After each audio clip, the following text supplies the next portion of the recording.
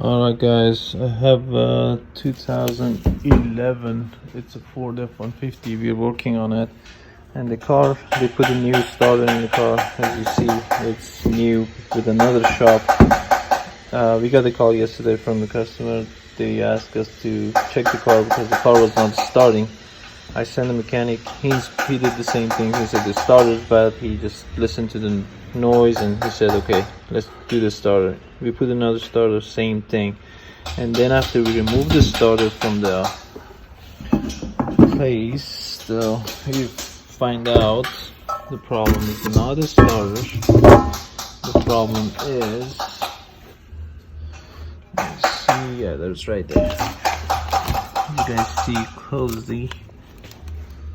The teeth is completely worn out.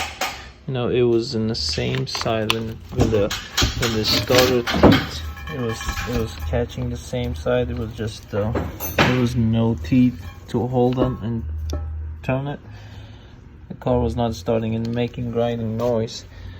That's why, and I was able to start the car by turning the engine, you know, bring the other teeth so the starter can catch the teeth, and then he was able to start the car, bring the car to the shop, and just we're doing another flywheel, complete flywheel replacement.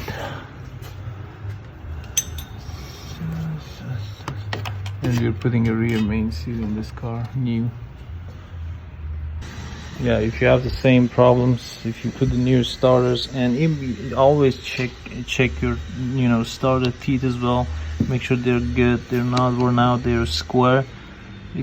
Because if they're not square, they will damage the new flywheel as well, new flywheel teeth, and just you need to be aware of that. As you see this, it's just completely flat from the back. This is the side the starter comes and hit and turn the flywheel.